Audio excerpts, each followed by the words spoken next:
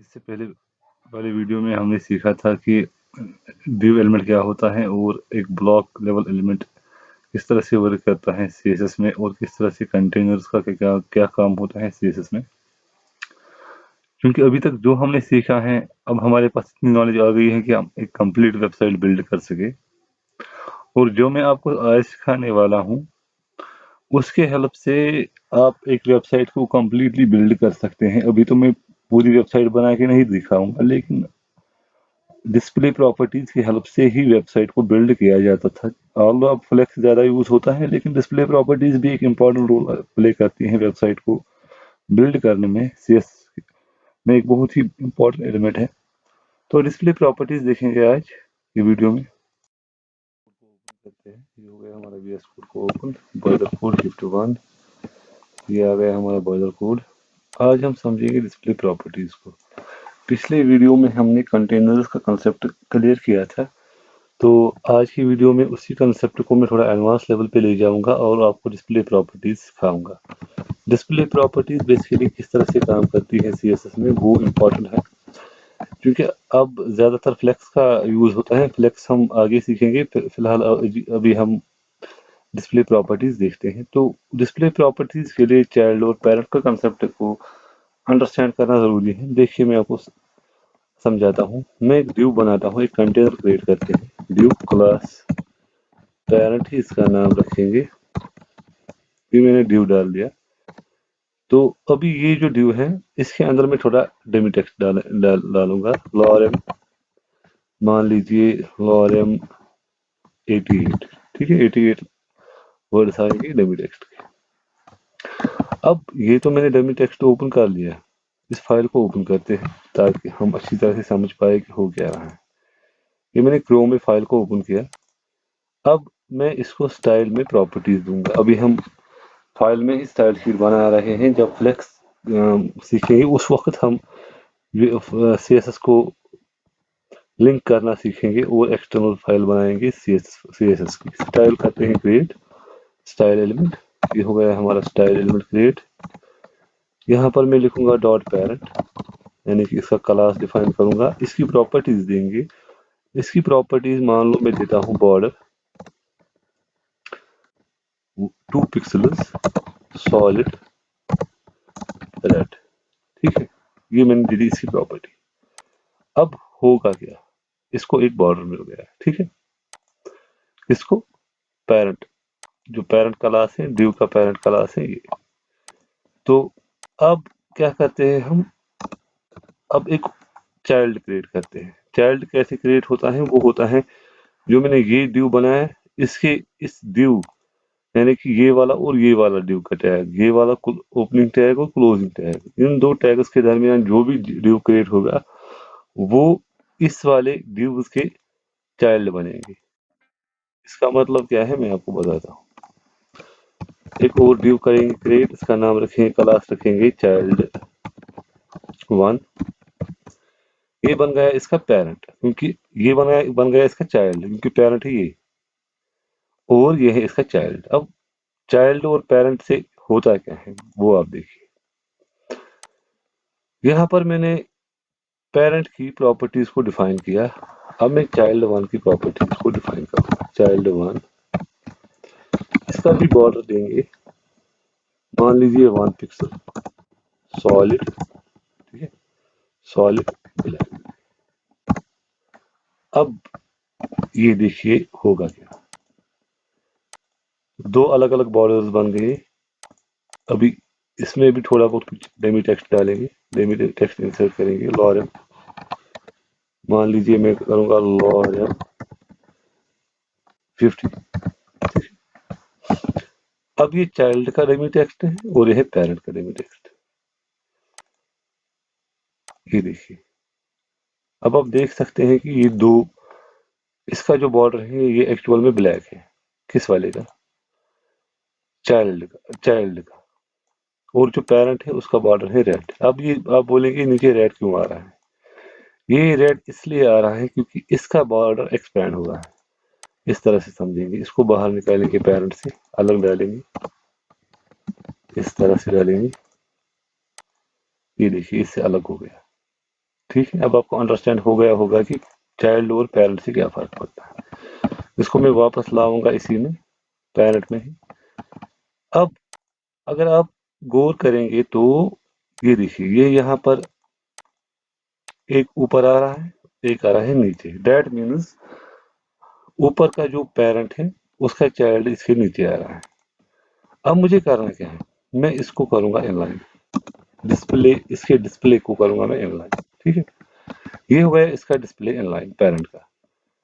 तो जब display inline हो गया तो जो पेरेंट था, इनलाइन डिस्प्ले से ये होता है कि जितना भी हम इसमें टेक्स्ट टेक्स्ट इंसर्ट करेंगे या वॉट एवर, जो भी कुछ मीडिया होगा या जो भी कुछ होगा, जो इसमें इंसर्ट करेंगे एज पर रिक्वायरमेंट, ये खुद ही अपने आप को एडजस्ट करेगा। ये खुद ही बड़ा होगा, खुद ही छोटा होगा। अगर इसकी भी प्रॉपर्टी डिस्प्ले करेंगे इनलाइन इसकी भी डिस्प्ले करेंगे इनलाइन, तो ये भी इसके साथ ही, अभी देखिए ये यहाँ से यहाँ पर हो रहा है खत्म, और इसके बाद दूसरा आ रहा है, यानी कि दूसरा ड्यू शुरू हो रहा है। इसको मैं करूंगा रिलोड। ये देखिए अब ये वाला भी यही से शुरू हो गया। दैट मीन्स ये एक दूसरे के साथ आ गई। इसको थोड़ा अलग तरीके से समझते हैं। अभी मैं इसकी हाइट और विड्थ को डिफाइन नहीं कर सकता, क्योंकि मैंने आपको बता दिया है जो इनलाइन डिस्प्ले प्रॉपर्टी है ये अपने आप को खुद ही एडजस्ट करती हैं as per the requirement. For example ये था लॉरेम 88, इसको मैं अगर कर दूंगा लॉरेम 188, तो ये जो ड्यू था ये खुद ही एडजस्ट हो जाएगा, ऑटोमेटिकली एडजस्ट हो जाएगा। इसका हम इस तरह से भी समझ सकते हैं, इसको देंगे बैकग्राउंड कलर ताकि अच्छी तरह से अंडरस्टैंड हो सके। बैकग्राउंड कलर ये देंगे एक्वा, और इसका जो बैकग्राउंड कलर है ये देंगे हम ये वाला कलर। ठीक है, अब होगा क्या, देखिए ये वाला ड्यू जो था पेरेंट ड्यू, ये यहां से यहां तक आ गया, और यहां से दूसरा ड्यू शुरू हो गया, यानी कि इसका चाइल्ड ड्यू। अब मान लीजिए मैंने इसकी प्रॉपर्टी को डिस्प्ले नहीं किया होता, यानी कि डिस्प्ले इनलाइन नहीं किया होता, तो ये अलग अलग शुरू होते। ये यहाँ पर खत्म होता, यहाँ से एक दूसरा ड्यू शुरू हो जाता। अब इससे हमें फायदा क्या मिलता है, हमें फायदा ये मिलता है कि वो भी अभी सीखेंगे, एक एडवांस तरीके से सीखेंगे क्या होता है इससे। इससे ये होता है कि जो एलिमेंट्स होते हैं वो अलाउ करता है, ये वाला ड्यू अलाउ करता है इस वाले ड्यू को ऊपर आने में। अदरवाइज ये वाला ड्यू अलाउ, अगर डिस्प्ले प्रॉपर्टी इनलाइन नहीं की, ये वाला ड्यू इसको अलाउ नहीं करेगा, यहाँ जैसे भी हो रहा है। अब मैंने अगर प्रॉपर्टी को इनलाइन कर लिया, डिस्प्ले इनलाइन, तो ये क्या होगा, ये अभी अलाउ करेगा, क्योंकि अभी मैं इसको भी कर रहा हूं। हम यहाँ पर जो चाइल्ड होता है इसको इनहेरिट भी करवा सकते हैं। इनहेरिट का मतलब होता है जो प्रॉपर्टी पेरेंट की है वो चाइल्ड खुद ही एक्योर करेगा। ये देखिए, इसने खुद ही अपने आप को इनलाइन बना दिया। अब इससे फायदा क्या होगा, फायदा ये होगा, वो भी आपको मैं समझाता हूँ। अभी इसको हमने प्रॉपर्टीज दे दी, मैं इसको एक विड्थ और हाइट देता हूँ। विड्थ मान लीजिए पेरेंट की विड्थ रखते हैं 600 पिक्सल्स, और हाइट इसको दे देते हैं 500 पिक्सल। सेम रिलोड करते हैं, कुछ नहीं होगा। कुछ क्यों नहीं हो रहा है, क्योंकि हमने यहाँ पर इसके डिस्प्ले को इनलाइन किया है। इनलाइन का मतलब ही है कि आप अपने आप को खुद ही एडजस्ट कर लो, जितना पेरेंट के या जितना इस एलिमेंट के या जितना इस कंटेनर के अंदर टेक्स्ट है या वॉट एवर इमेज है, आप उसके हिसाब से खुद ही अपने आप को एडजस्ट करो। हम ये बता रहे हैं ब्राउजर को with the help of inline. अगर डिस्प्ले को इनलाइन ब्लॉक कर दे तो अब ये एंटरटेन करेगा हाइट और विड्थ को। दैट मीन्स इनलाइन हाइट और विड्थ को एंटरटेन नहीं करता है, लेकिन अगर इनलाइन ब्लॉक कर दिया तो ये हाइट और विड्थ को करेगा एंटरटेन। ये देखिए अभी हाइट और विड्थ हो रही है एंटरटेन। और हमने इस वाले div को रखा है इनहेरिट, यानी कि आप ये जो आपका पेरेंट है इसको आप ओबे करो, जो इसकी प्रॉपर्टी होगी वही इसकी भी प्रॉपर्टी हो जाएगी। होप आपको अंडरस्टैंड हो रहा होगा। अब मान लीजिए इसको भी मैं हाइट और विड्थ दे देता हूँ, नीचे वाले को जो इसका चाइल्ड है, इसकी विड्थ रखते हैं 100 पिक्सल्स या कम ही रखते हैं, 100 के करीब 100 पिक्सल्स, और जो हाइट है इसकी हाइट को मैं दे देता हूँ, इसकी हाइट को देंगे 100 पिक्सल्स, बोथ 100 पिक्सल्स। अब इसको रिलोड करते हैं, ये तो 100 पिक्सल हो रहा है, लेकिन अब ये इसकी हाइट और विड्थ चेंज हो गई क्योंकि हमने ऊपर रखा है इनलाइन ब्लॉक, यानी कि अपने पेरेंट को ओबे कर रहा है, ये हाइट और विड्थ को एंटरटेन कर रहा है। अब मैं चाइल्ड की प्रॉपर्टी को कर देता हूँ इनलाइन, इनहेरिट की बजाय इनलाइन कर दूंगा। अब ये ओबे नहीं करेगा हाइट और विड्थ को, ये खुद ही एडजस्ट हो जाएगा। होप आपको अंडरस्टैंड हो गया होगा। अब इसी कंसेप्ट को थोड़ा अलग तरीके से समझते हैं ताकि अंडरस्टैंड हो पाए कि हो क्या रहा है और किस तरह से हो रहा है। इस डमी टेक्स्ट को सबसे पहले मैं कोड को कर देता हूं फॉर्मेट, डमी टेक्स्ट को करेंगे डिलीट, यहां पर भी डमी टेक्स्ट को करेंगे डिलीट। ये है चाइल्ड 1, ठीक है, ये है चाइल्ड 1। इसकी जो चाइल्ड 1 जो है इसको हमने किया था डिस्प्ले इनलाइन, इसको हम करते हैं इनहेरिट ताकि ये अपने पेरेंट को ही ओबे करे, ठीक है, यानी कि हाइट और विड्थ को एंटरटेन करे। और इसकी थोड़ी हाइट बढ़ा देते हैं, हमने किया था 600 पिक्सल्स विड्थ, हम इसको करते हैं 800 पिक्सल्स, 800 पिक्सल्स, और यहां से भी करेंगे इसको 800 पिक्सल्स ताकि थोड़ा बड़ा हो सके। अब आपको कॉन्सेप्ट समझ में आ जाए। अब बड़ा हो गया, इसमें स्क्रॉल आ रहा है तो इसके लिए हाइट को 500 पिक्सल्स ही रखते हैं, विड्थ को थोड़ा इंक्रीज करेंगे, 1000 कर देंगे। अब ठीक है, ये है इसका चाइल्ड 1, चाइल्ड 1। अब करते हैं नीचे क्रिएट चाइल्ड 2, इसी को ऑल्ट शिफ्ट से आप इसको कॉपी कर सकते हैं वीएस कोड में। ये हो गया चाइल्ड 2, चाइल्ड 2 अभी हमने डिफाइन नहीं किया, यहाँ पर हम चाइल्ड 2 को भी डिफाइन करते हैं, ऑल्ट शिफ्ट से कॉपी हो जाएगा चाइल्ड 2। अब चाइल्ड 3 भी क्रिएट कर देते हैं, ऑल्ट शिफ्ट से कॉपी हो जाएगा वीएस कोड में चाइल्ड 3। यहाँ पर भी चाइल्ड 3 बना दे, ऑल्ट शिफ्ट चाइल्ड 3। अब हो क्या रहा है, अब देखिए ये बन गई 3 ब्लॉक्स। अब ये आ रहे हैं एक दूसरे के बिल्कुल हॉरिजॉन्टल, सीधे आ रहे हैं एक दूसरे के साथ साथ, क्योंकि ये अलो कर रहे हैं दूसरे एलिमेंट को अपने साथ आने के लिए। क्यों कर रहे हैं अलो? क्योंकि हमने इनकी प्रॉपर्टीज को रखा है इनलाइन ब्लॉक, और हाइट और विड्थ को भी एंटरटेन कर रहे हैं क्योंकि इनकी प्रॉपर्टीज है इनलाइन ब्लॉक। अगर इनकी प्रॉपर्टीज यहाँ पर इनलाइन ब्लॉक नहीं होती, इनलाइन ब्लॉक इसलिए है क्योंकि हमने पेरेंट की प्रॉपर्टी रखी है इनलाइन ब्लॉक, और बाकी जो इसके चाइल्ड हैं उन सब की प्रॉपर्टी हमने रखी है इनहेरिट, यानी कि जो पेरेंट की प्रॉपर्टी है उसको आप ओबे करो। अब मान लीजिए इसको मैं करता हूँ कमेंट आउट कंट्रोल बैकस्लैश से। अब अगर इसको कमेंट आउट कर दिया, ये अब इसको इसकी जो डिस्प्ले प्रॉपर्टी थी वो खत्म हो गई। डैट मीन्स अब ये किसी को अलाउ नहीं कर रहा है अपने साथ चलने में, ठीक है।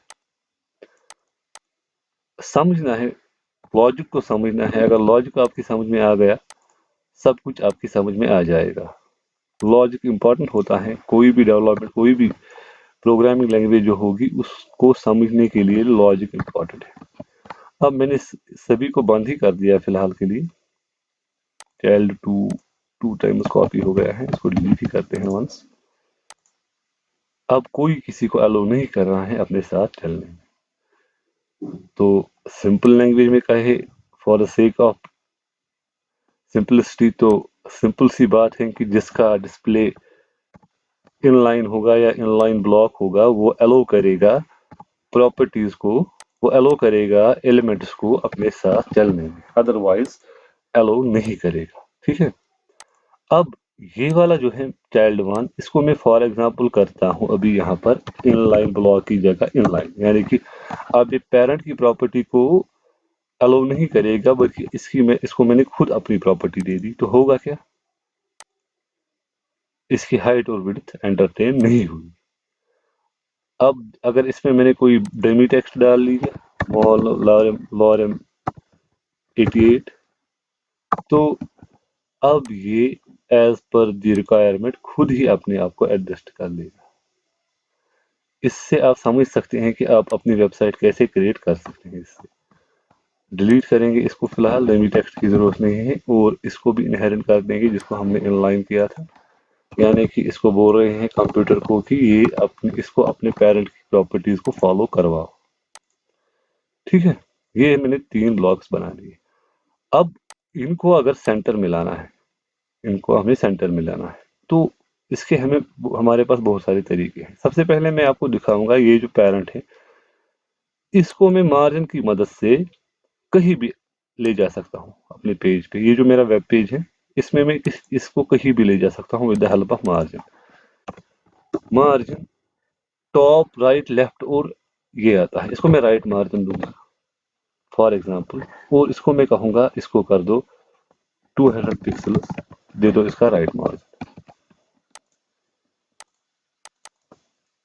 अभी एंटरटेन नहीं हुआ इसमें मार्जिन। मैं करता हूँ एक काम, इसको मैं टोटल मार्जिन दे देता हूँ। मार्जिन खाली लिखेंगे, इससे क्या होगा, इससे सभी जगहों से इसको मार्जिन मिल जाएगा 200 पिक्सल्स। मैंने राइट दिया था, मुझे लेफ्ट देना। ये देखिए सभी जगहों से इसको मार्जिन मिल गया, लेफ्ट से भी, राइट से भी, टॉप से भी, बॉटम से भी। हम इसको बिल्कुल सेंटर में भी ला सकते हैं। किस तरह से, वो हम आगे सीखेंगे जब हम यूनिट्स को पढ़ेंगे। यूनिट्स किस तरह से काम करते हैं VWB HEM CSS में, और फ्लेक्स बॉक्स की हेल्प से इसको बिल्कुल इजी तरीके से हम सेंटर में भी ला सकते हैं। अब इसके अंदर जो ये है, ये वाले ब्लॉक्स, तो इनको भी हम इसके सेंटर में ला सकते हैं। तो हमें एक प्रॉपर्टी जो देनी होगी, टेक्स्ट अलाइन की प्रॉपर्टी सेंटर करनी होगी इसको, तो ये अपने एलिमेंट्स को सेंटर में कर देगा। ठीक है। अब अगर मान लीजिए किसी एलिमेंट को मुझे लेफ्ट या राइट में ले जाना है, तो मैं क्या करूंगा, चाइल्ड वन को मान लीजिए मुझे राइट लेफ्ट ले जाना है, तो मैं फ्लोट करवाऊंगा। फ्लोट मैंने आपको पढ़ाया है पहले से ही, राइट फ्लोट राइट। ये वाला जो इसका चाइल्ड है ये चला गया राइट में। चाइल्ड 3 जो है इसको लेफ्ट में ले जाते हैं, फ्लोट लेफ्ट। जब हमने इसको लेफ्ट कर दिया, तो ये वाला जो बॉक्स था ये लेफ्ट में चला गया। अब इससे आपको कितनी हेल्प मिलेगी, आप सिंपली इमेजिन कर सकते हो, with the help of only this element, यानी कि डिस्प्ले एलिमेंट की मदद से आप एक पूरी वेबसाइट को ही क्रिएट कर सकते हैं। इमेजिन करें कि ये आपकी वेबसाइट की 3 कॉलम्स हैं। आप इसकी हाइट और विड्थ डिफाइन करके पूरी वेबसाइट को ही डिजाइन कर सकते हैं। अब जब हम आगे एलिमेंट्स में फ्लेक्स पढ़ेंगे, तो वो इससे भी इजी है। इससे भी बहुत आराम से हम उस वक्त फिर डिफाइन कर सकते हैं कि कौन से एलिमेंट को कहाँ पर ले जाना है और किस एलिमेंट को किस तरह से सेट करना है। अब मैं आपको एक और चीज दिखाता हूँ। अगर इनको हमें अब सेंटर में लाना है, मिडल में लाना है, तो फ्लेक्स में कुछ और प्रॉपर्टीज हैं। इसके लिए सिंपल तरीका है, यहाँ पर भी एक और, यहाँ पर भी मल्टीपल तरीके हैं। फिलहाल मैं आपको एक तरीका दिखाता हूँ, वो ये है। ये जो हमारा पेरेंट है, पेरेंट में मैं पैडिंग को करूंगा डिफाइन। पैडिंग से होगा क्या, आप देख सकते हैं। अभी पैडिंग दूंगा मैं 40 पिक्सल्स। ये मैंने 40 पिक्सल्स की पैडिंग दी। ये देखिए अब ये आ रहे हैं, इससे दूर जा रहे हैं, यानी कि ये जो इनका पेरेंट है इसने इनको अंदर धकेल दिया। अब एक और काम भी कर सकते हैं। अब पैडिंग की जगह आप इनका मार्जिन भी सेट कर सकते हैं। चाइल्ड्स का मार्जिन, पैडिंग हम दे सकते हैं सीधे पैरेंट्स में, लेकिन चाइल्ड्स का मार्जिन देते हैं। फॉर एग्जाम्पल टॉप का मार्जिन देते हैं 60 पिक्सल्स। जब ये मार्जिन दे दिया, ये वाला एलिमेंट आ गया 60 पिक्सल नीचे। 160 पिक्सल करता हूँ इसको 60 की जगह, ये देखिए आ गया नीचे। नीचे वाले एलिमेंट्स में भी अगर मार्जिन सेट करता हूँ,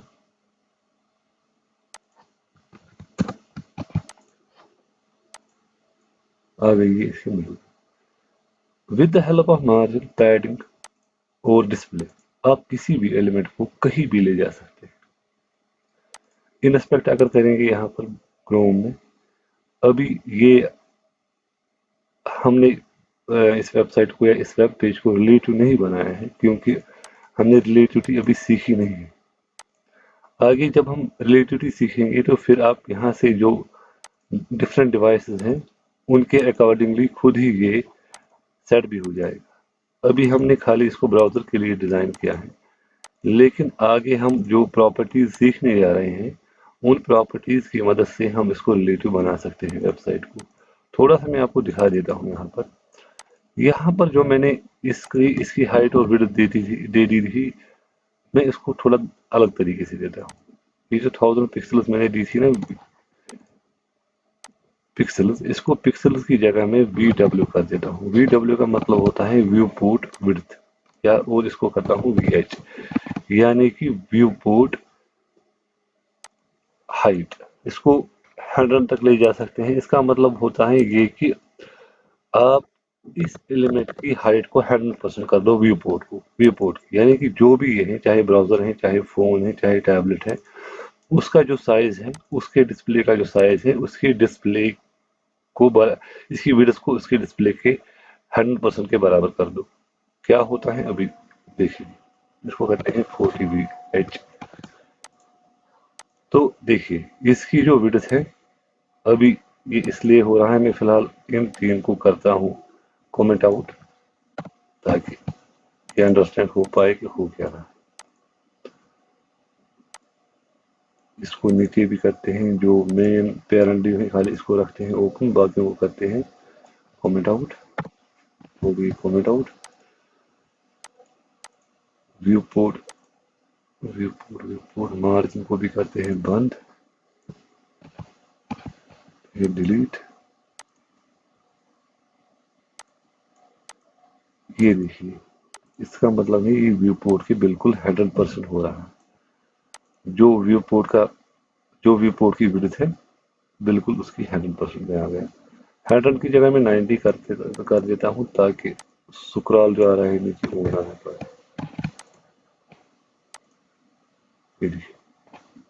अब इससे होता क्या है, व्यू पोर्ट पिक्सल की जगह व्यू पोर्ट हाइट और व्यू पोर्ट विड्थ देने से होता क्या है, इससे होगा क्या, इससे ये खुद ही एडजस्ट हो जाएगा। आईफोन हो,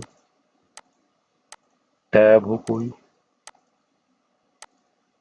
कोई भी डिवाइस हो, जब हमने व्यू पोर्ट यूज किया, यानी कि VW और VH यूज किया, तो एज पर द रिक्वायरमेंट ही खुद ही अपने आप को एडजस्ट कर पाएगा। यानी कि ये वेबसाइट बन गई relative with the help of these elements, और with the help of these units हम किसी भी वेबसाइट को रिलेटिव बना सकते हैं। ये भी आगे सीखेंगे अच्छी तरीके से जब हम फ्लेक्स पढ़ेंगे, फ्लेक्स बॉक्स पढ़ेंगे।